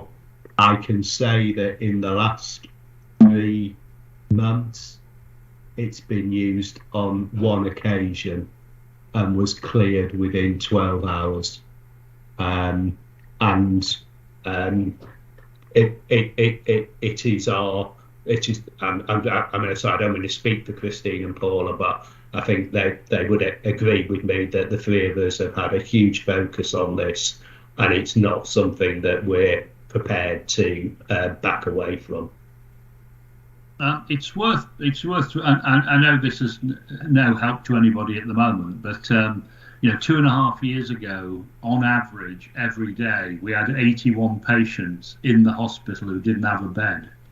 In various corridors and cupboards around the organisation. So, we have made some progress there. I think Paula, I think, wants to respond to that. Then Julie, and then Matthew to kind of bring it all together.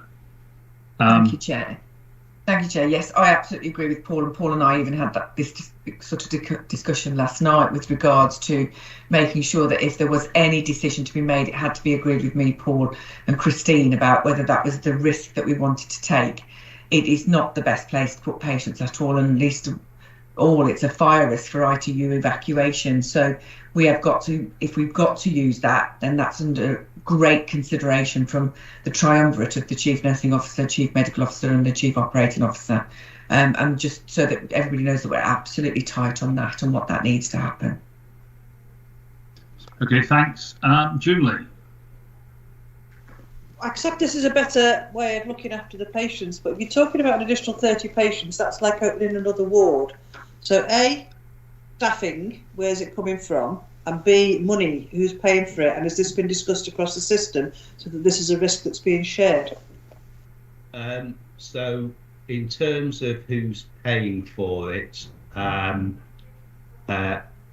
in negotiation around that. We had a view on Thursday about how that would be funded, both capital and revenue, and I think there's been some let's say we haven't nailed that down yet, shall we say, having felt it had been nailed down on Thursday.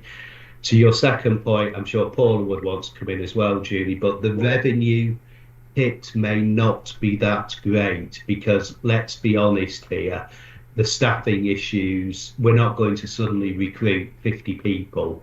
And so what we're looking at doing is taking a risk-based decision on redeploying colleagues across the trust to help manage this unit. Paula is, I'm sure Paula will come in, but Paula's looking at the ratios on the existing wards and therefore slightly changing those ratios to enable us to redeploy.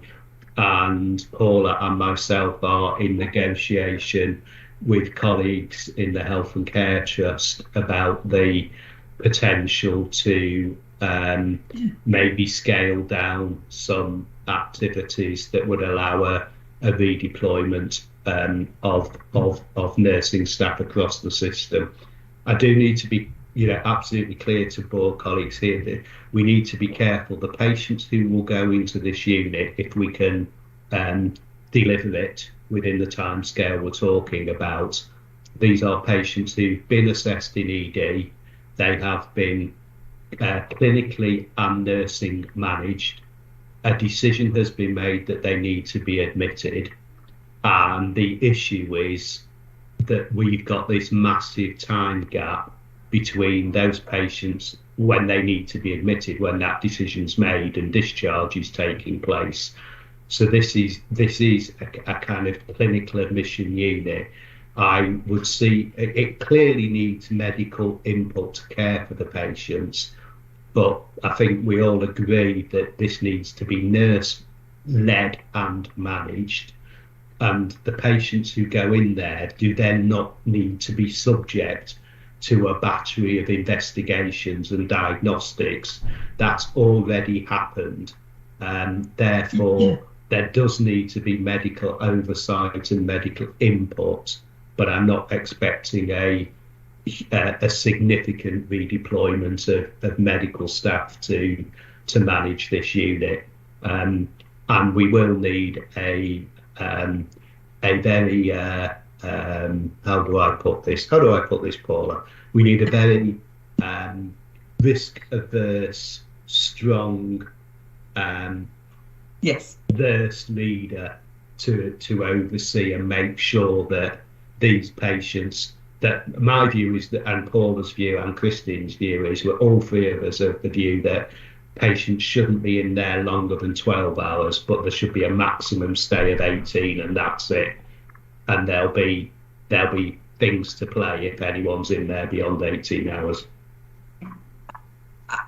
Chair, is it all right if I come back? Yeah, Paula, go on. So thanks for that, Paul. Absolutely. I won't go into great detail of how we're going to do it. I've got plans afoot. And yes, we have looked at the system. I've had meetings with all of the chief nurses, CCG, Health and Care Trust, and Y Valley about what we can do to support. I've also asked the community hospitals to think about how they take higher acuity into their trusts. That will release us some space here. I've done this before and it's worked. You bring a team together. It's not always appropriate that they think it's to be forced. It'll be on a volunteer basis, and actually by the end of the period they've become quite a tight-knit team and actually don't want to then be separated. So again, it's looking at what I can do with what we've got internally, also looking at, and as much as we'll say we want to cut down our agency premium costs, is block booking, which does bring the costs down but also enables us to have a set of staff that know our way of working. So absolutely, Julie, with myself and the divisional directors of nursing are really reviewing all the staffing. Okay. Sorry, and Julian, we're not neglecting the need for infrastructure support as well. So portering, pharmacy, and so on. That's being considered as part of the model. Some of the patients will, after staying a few hours in this area, probably be able to be discharged.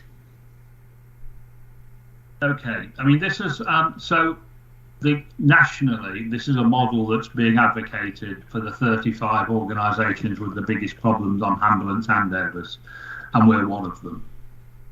So it's a national model. They say that they're going to fund it properly. They say that they're going to talk to CQC about the implications of all of this. So it's part of a national thing. We're not on our own here, kind of making it up, which I think is good. I mean, it is, in my view, a relatively short-term solution, because if we're not careful, it'll it'll gum up. But nevertheless, it may help us in the short term.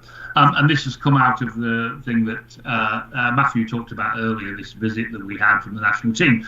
And of course, that national team also made some recommendations about frailty, a frailty unit, and criteria-led discharge.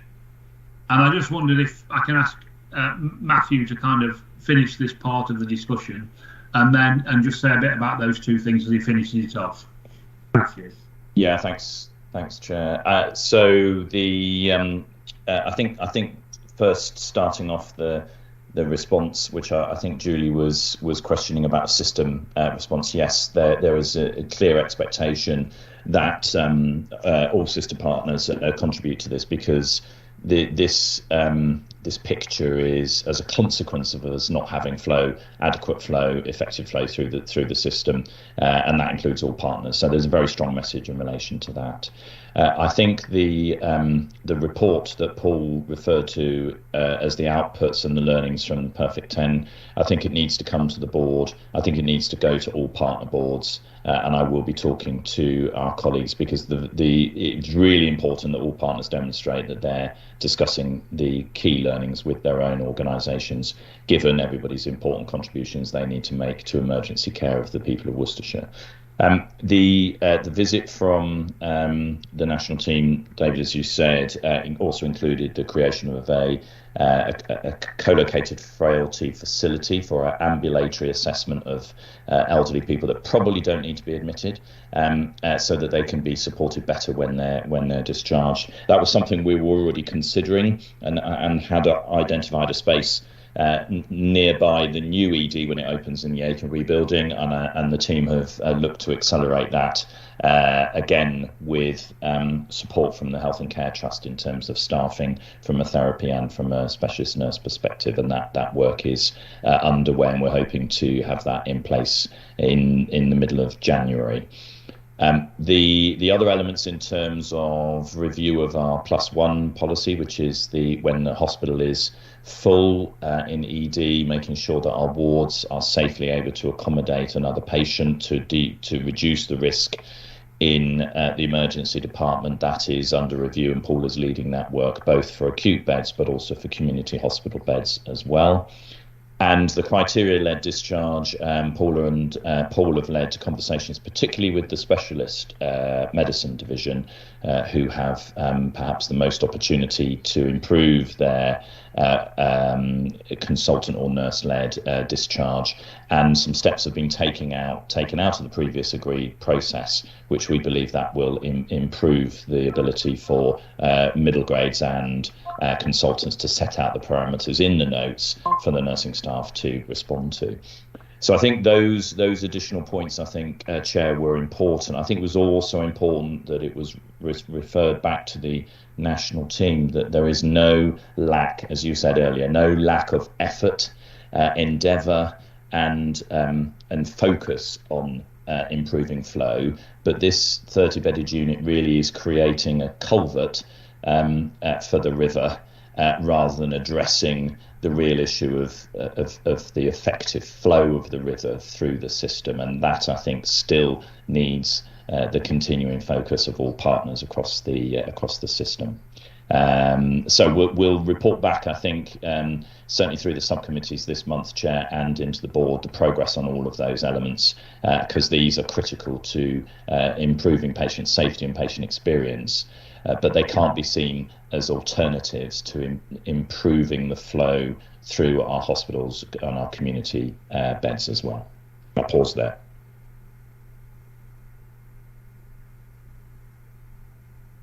Sorry, David, you're on mute.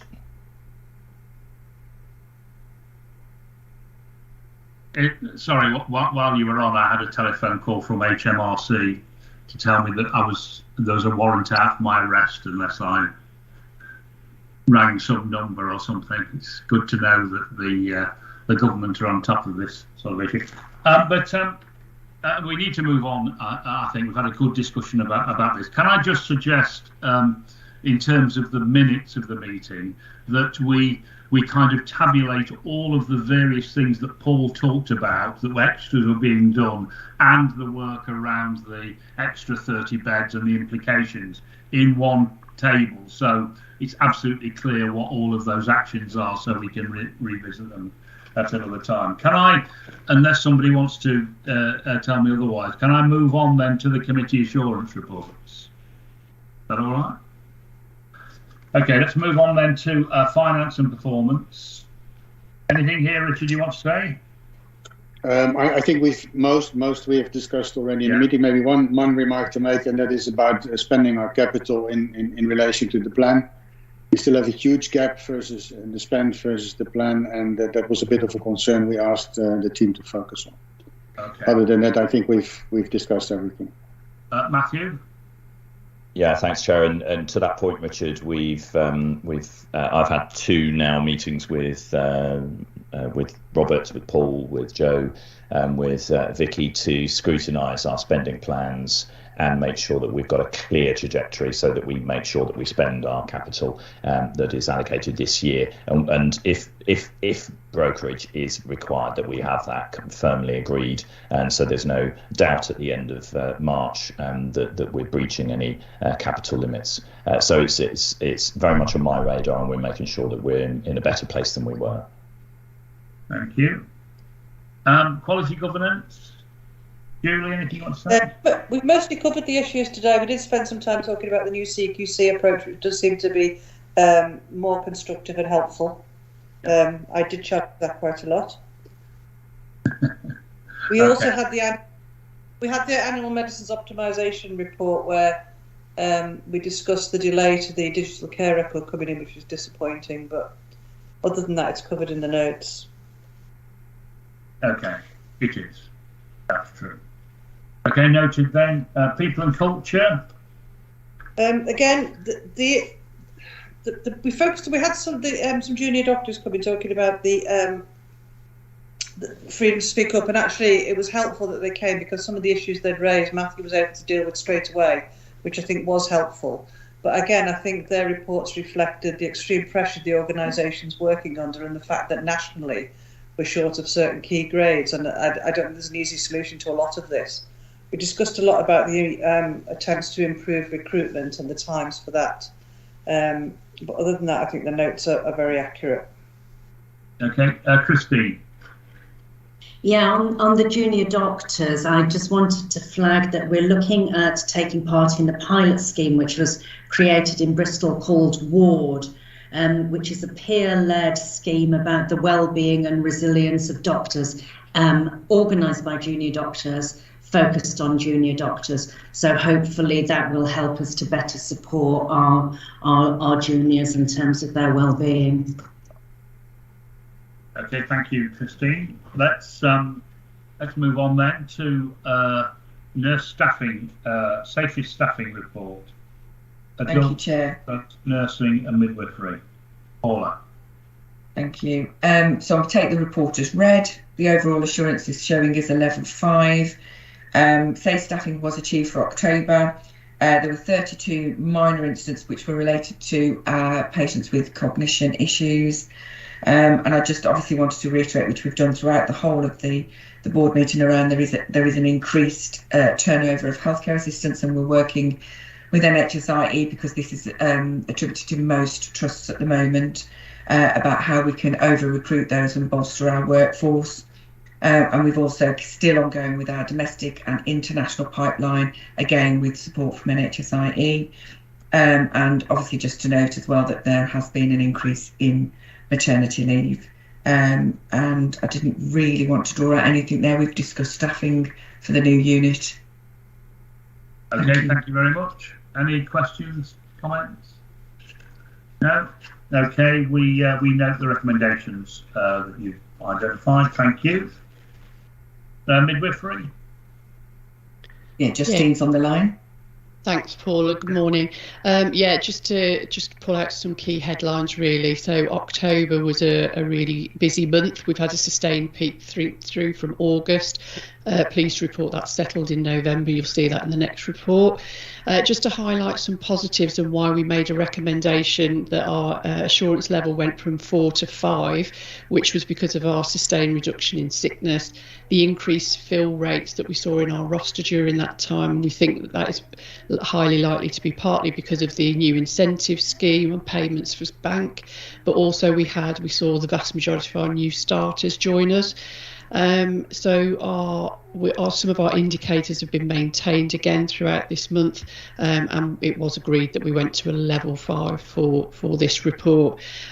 We've still got some challenges in our, particularly our induction of labour pathway, and whilst that pathway has remained safe, we have seen obviously a poorer experience for women who are undergoing induction of labour, and some significant family disruption in terms of length of stay and women being away from their families. So some next steps for us that will move us ahead, we hope, is further recruitment planned for December. We've appointed a preceptorship lead with some funding from NHSEI, which will help with retention.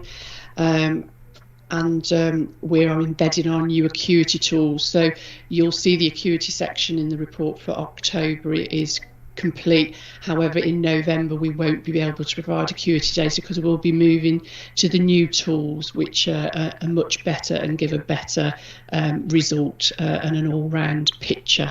I'll pause there and take any questions. Thank you. Any questions? No? No? Okay, thank you very much for that, Justin. We note your report. That takes us on then to CQC registration statement of purpose. Paula? Thank you. This has gone through the various committees as well. The annual review of the statement of purpose, Appendix 2, identified the following changes, and just to ensure that everybody's aware, for the Trust to be able to submit a revised statement of purpose to the CQC, the Trust must first be in possession of an up-to-date registration certificate. This has been achieved. The Trust certificate of registration is up to date and is displayed in the Quality Hub.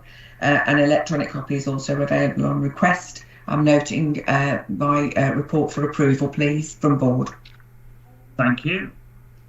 Any questions, comments? I have to say, when I first looked at this, I thought, what on earth is all this about? And I kind of, what? But actually, it's quite a useful document. Actually, there's quite a lot of really interesting stuff in the sense of if you want to explain in 5 minutes what we do and the scope of what we do, it's quite a handy thing to have around. Absolutely, and also to note any of the subtle changes that we've made that people might not be understood of or have sort of noted before. So yeah, it is good. It is. Yeah. Okay. Fine. So we approve the revised statement of purpose. Yes. Good. Thank you. Audit and Assurance Committee. Are you doing this, Colin? Yes, Chair. Anita's asked me to highlight 1 or 2 points. I think most of the notes are an accurate reflection of the discussion that we had.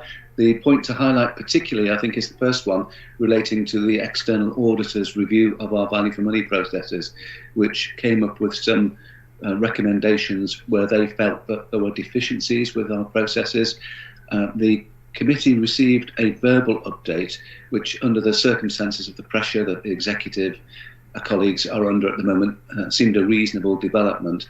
But we were quite concerned that because of the seriousness of the potential adverse comments from the auditors, if in year 2 they find the same sorts of things, we really do need to show an audit trail that reflects good progress in this area. And we also had, after that meeting, a meeting, if you like, a private meeting with the auditors, which didn't have the officers present, and we confirmed that they will be looking very closely when they start their audit processes fairly soon at the progress that we've made. I think that's the most important aspect of the notes. Thanks, Colin. So we note that report. Thank you. Report to the Remuneration Committee. Self-explanatory. Any questions? No, take that for assurance. Good. A report of TME. Report from, my God, how on earth do you manage this agenda, Matthew? Any comments you want to make? Yes, we are successfully, between Rebecca and I, reducing the scale of the agenda by perhaps trying to get the balance right, as Rebecca's been promoting for us, to focus a bit more on the delivery rather than assurance reports, perhaps moving towards reports from the chief or the Director of People and Culture that include a combination of reports rather than separate reports going up to subcommittees. So that, I think, will help with the agenda management into the future, Chair. As you say, there's a lot going on, and we want to make sure that we're getting the delivery and the assurance balance right. Nothing much to report, because I think most of the content would have been seen by non-executive directors, certainly through subcommittees. We are continuing to get good clinical attendance and good clinically led discussions, which is for me the most important component, and we're looking to make sure that we expose more of our clinical directors to joining us at Trust Management Executive to present their reports. So happy to take any questions, Chair. Thank you.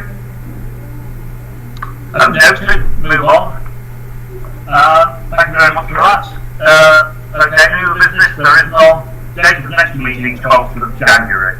Let's move on then to the end of the meeting, the board meeting in public. We're now going straight on to the meeting of the corporate trustees of the Worcestershire Hospital Charity. Apologies to absent Anita, and was there somebody else, Rebecca, I missed? Simon.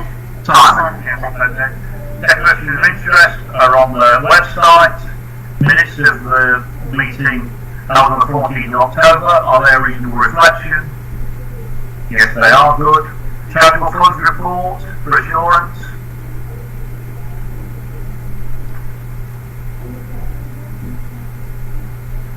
Colin, you want to say anything? Yeah, I think it's right with it, Chair. Yeah. Okay, thanks very much. Okay, I've got Richard Haynes.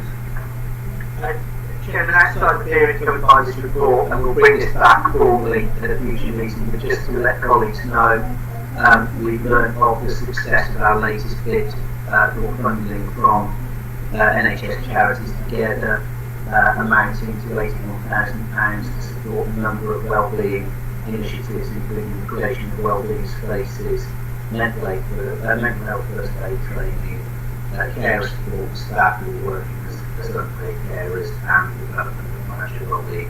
So we'll bring more details back on that in the near future. Thanks very much. Matthew? Yeah, thanks, Chair. Just reflecting on the phone call that you took from obviously a scam or a dubious source. Wonder if Richard's able to comment on the reports recently of the charity that was claiming they were providing charitable support to the hospitals, and what the conclusion of that was, because I think it's material to the management of charities for us locally, but also nationally related to NHS services. Yes, Matthew, in that currently we've not been approached and offered a donation by the charity. It's subject to a certain amount of adverse media coverage. Given the developments over the last day or so, I'd be reluctant to go into much more detail in the public board meeting. Okay, thank you. Okay, thanks very much. Okay, that's noted for assurance. Any other business? No? Okay, we've now got, that's the end of the public part of our discussions. We'll go into private meeting. We're slightly ahead of ourselves. Would it be okay if we reconvene at 12:30? Would that be okay? So we'll reconvene at 12:30 and get on with the private part meeting. Thanks everybody for your contribution and your discipline with the management of the agenda. Thank you very much.